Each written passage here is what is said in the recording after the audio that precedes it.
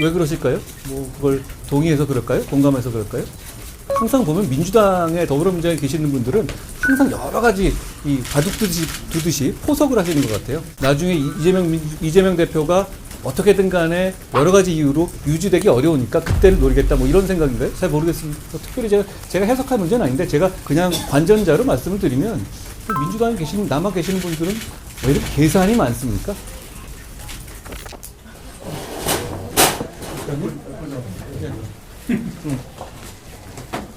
안녕하세요. 오늘 김영철 부의장 입장식이 있는데 국민의힘하고 이념적으로 많이 다른 목소리를 내던 분이 별다른 변화행보 치료가 영입되는 거 선거용 이합집산일 수도 있지 않냐 비판이 제기될 수 있을 것 같은데 누가 비판하셨어요? 그런 비판이 나올 수밖에 없지 않을까 싶은데 어떤 이념적 지향이 다를까요? 사실 문재인 정부에서 일단 초대 노동부 장관을 지내신 분이고 국민의힘을 대표적으로 그 실패한 경제정책으로 갖고 있는 소득주도 성장 관에서도 주도적으로 진행했던 분인데 이 관련해서 좀 어떻게 생각하시는지. 정책적인 면에서 모든 게 다 같을 필요는 없어요. 다만 기본적으로 시장 경제 체제를 신봉하고 경쟁을 장려하는 정책을 가진 분입니다. 그리고 제가 몇 번 얘기한 것 같은데요. 간첩죄의 범위를 현재 우리는 북한만을 대상으로 하고 있는데 중국도 외국으로 넓히는 그런 식의 법률을 직접 발의까지 하고 그리고 최근에 민주당은 그 법의 통과를 사실상 반대를 해왔거든요. 그럼에도 불구하고 본인은 민주당의 입장과 달리 그 법이 국가와 이 시민을 보호하기 위해서 꼭 필요하다라는 입장으로서 인터뷰까지 하신 것으로 알고 있습니다. 저는 많은 부분에서 저희가 바라보는 지향점과 결코 다르지 않다고 생각합니다. 오히려 우리 국민의힘은 자유민주주의 정당입니다. 다양한 생각을 가진 사람들이 아까 제가 말씀드린 우리의 기본 철학을 공유한다면 다양한 생각을 가진 많은 사람들이 모일 때 더 강해지고 유능해질 수 있습니다. 김영주 부의장 같은 분이 오셨을 때 저희는 더 강해지고 유능해질 수 있다고 생각합니다. 김영주 부의장 같은 정도의 생각은 지지하지만 국민의힘을 지지하기는 조금 불편하고 껄끄러웠던 분들도 계실 수 있잖아요. 김영주 부의장 같은 분이 오시면 우리의 외연이 넓어지고 우리가 더 유연하고 많은 국민을 대변할 수 있는 정당이 될 수 있을 거라고 생각합니다. OBS 윤성 기자. 기자님 안녕하세요. 조금 전에 그 임종석 전 실장이 당의 결정을 수용하겠다라면서 사실상 이재명 대표에게 뜻을 붙였는데 이거 좀 어떻게 평가하시는지 궁금합니다. 제가 평가할 일은 아닌데요. 왜 그러실까요? 뭐 그걸 동의해서 그럴까요? 공감해서 그럴까요? 뭐 나중에 항상 보면 민주당에 더불어민주당에 계시는 분들은 항상 여러 가지 이 바둑 두듯이 포석을 하시는 것 같아요. 보시기에 나중에 이재명 대표가 어떻게든 간에 여러 가지 이유로 유지되기 어려우니까 그때를 노리겠다 뭐 이런 생각인가요? 잘 모르겠습니다. 특별히 제가 해석할 문제는 아닌데 제가 그냥 관전자로 말씀을 드리면 민주당에 남아 계시는 분들은 왜 이렇게 계산이 많습니까? 예, OBS 윤성 기자입니다. 기자님 안녕하세요. 안녕하세요. 예, 이준석 대표가 경기 화성을에 출마한다고 선언을 했습니다. 실제로 지금 국민의힘에서는 후보자가 없는 걸로 알고 있는데 이 부분에 대해서 좀 어떤 인물을 좀 세우실지에 대한 이야기 듣고 싶고요. 일단 민주당에서는 지금 현대자동차 사장 출신을 그러니까 인재 영입한 사람을 세웠더라고요. 국민의힘에서는 어떤 인재 세울지 궁금합니다.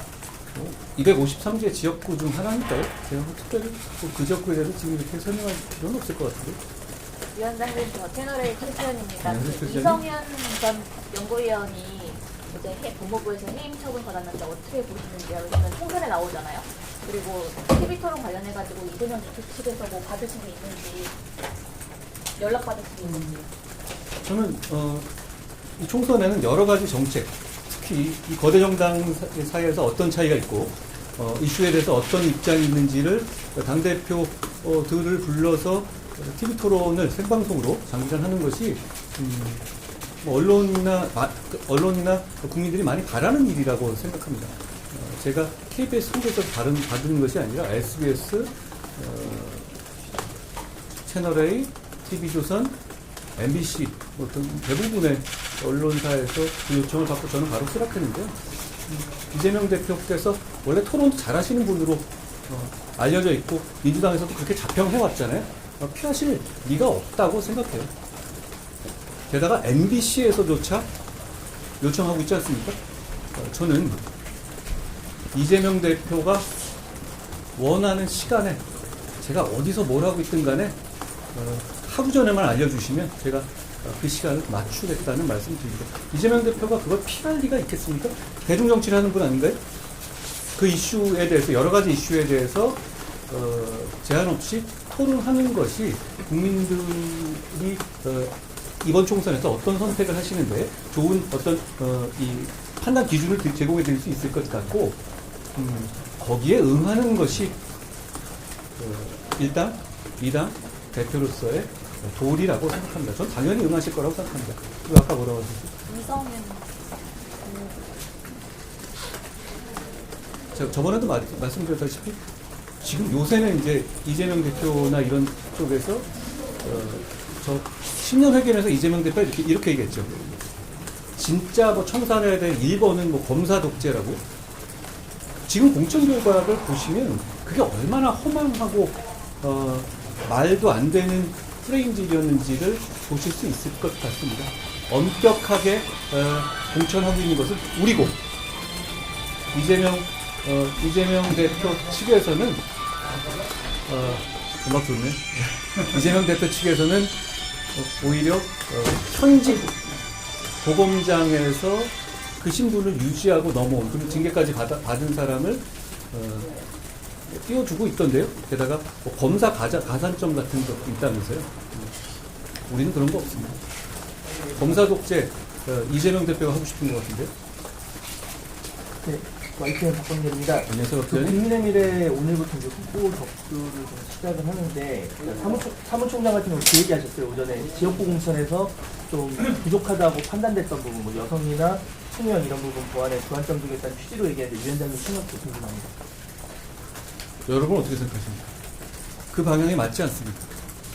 우리 국민의힘은 어떤 한 도그마를 가지고 공천을 진행하는 게 아니라 확고한 어떤 방향은 갖고 있지만 국민들께서 주시는 의견들을 그 과정에서 많이 귀 기울이고 그걸 반영하고자 하는 정당입니다.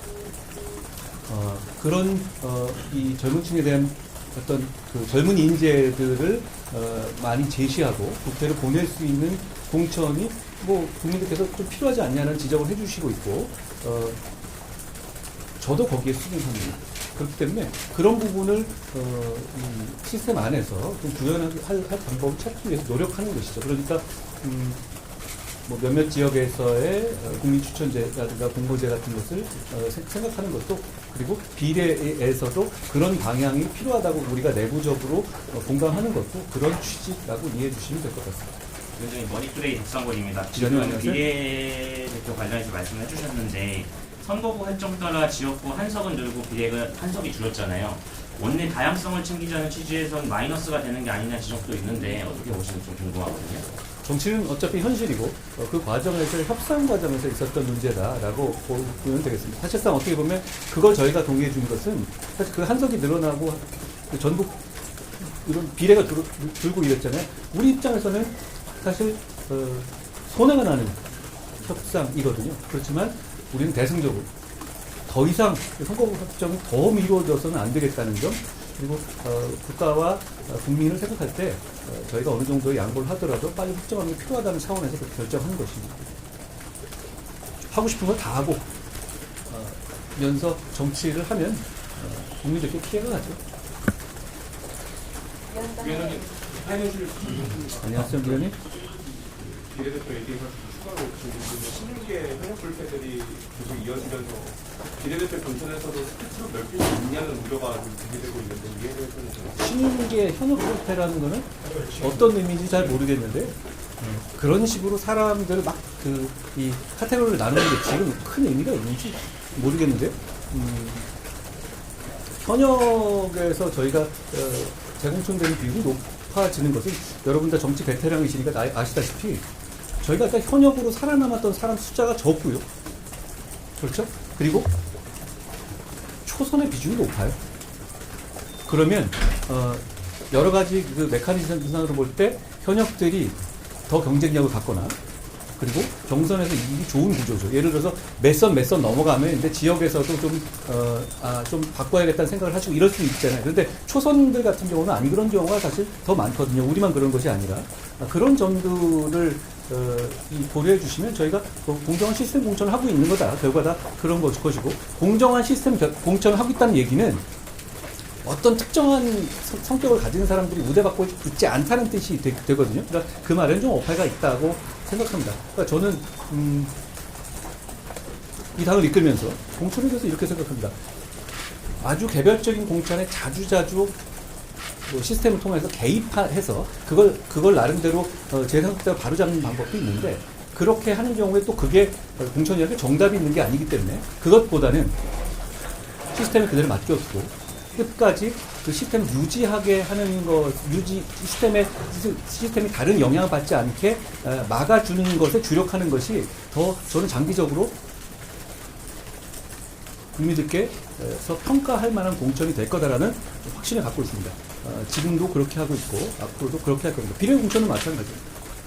위원장님, 리얼미터 지지율 오늘 보면 1년 만에 민주당이 오차범위 바깥에서 앞섰다고 하는데 평가는 안 하시겠지만 어떻게 보시는지? 저는 대단히 두려움과 책임감을 느낍니다. 그 말은 어제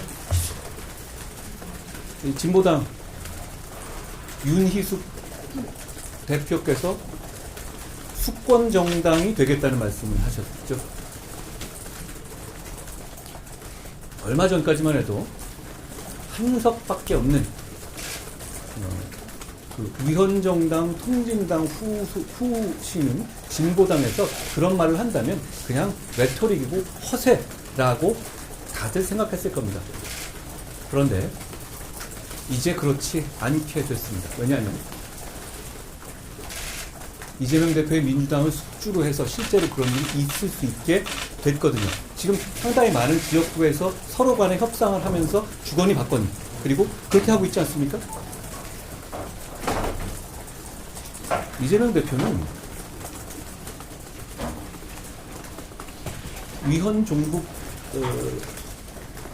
이석기 정당인 통진당의 후신인 진보당 등에게 전통의 민주당을 희화화시키고 망가뜨려서 숙주로 내주는 대가로 자기 자신의 형사 문제에서의 안위를 추구하고 자기 당권을 받는 음험한 거래를 하고 있습니다. 그 거래는 원내 제1당에서 이루어지는 거래이기 때문에 국민들에게 직접적인 해가 가는 국가에 대단히 해로운 거래입니다.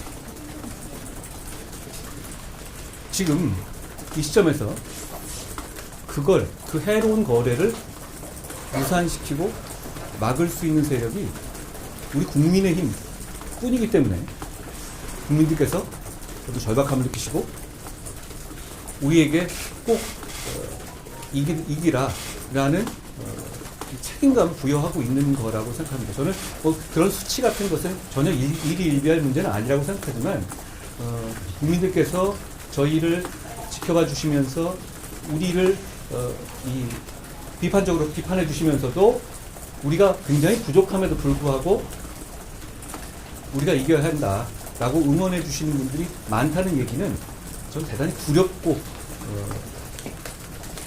책임감을 느끼면서 두려움과 책임감을 느끼면서 받아들입니다. 저희가 아직 굉장히 많이 부족하고 사실 민주당이 뒤지고 있습니다. 솔직히 말씀드리자면 저희가 더 열심히 해야 된다고 생각하고 우리 모두 꼭 그렇게 하겠다는 말씀을 이 자리에 드렸습니다. 59일날 그 주말 사이에 그 앞에서 정부 앞에서 분신하는 소동도 있었고 반발도 터져 나오고 있는데 어떻게 보셨는지. 어제 제가 말씀드렸던 이야기인데요. 공천이라는 게 그런 것 같아요. 이 공천이 정말로 공천장의 선택의 문제잖아요. 시스템을 선택했는데 A를 선택한 것이 B라는 사람을 선택한 것이 나은 결정이었냐. 이 문제는 사실 지금 시점에서는 아무도 모를 겁니다. 결과적으로 보면 나중에 되짚어 보면 차라리 그때 B를 선택할 걸 이렇게 말을 할 수도 있을 거예요. 공천의 특징이 그거거든요. 다 훌륭한 분들이 모입니다. 그런데 이 시스템상 지금 저희는 신속하고 공정하게 결정해야 되니까 시스템을 운영되는 거예요. 그리고 여기에 반대하거나 본인 굉장히 인생을 걸고 도전하셨던 분들 입장에서는 많이 섭섭하시고 수긍하지 못하실 수가 있습니다. 그렇지만 시스템 내에서 그 이의도 절차에 맞게 이루어져야 합니다. 다른 시민들의 안전을 위협하는 방식으로 입장이 표명돼서는 절대 안 됩니다. 여러 가지 이의가 제기되고 있지만 그 이의 제기와 그 이의를 에 대해서 이에 결정하는 것도 시스템 공천의 일환이다라는 말씀을 드립니다.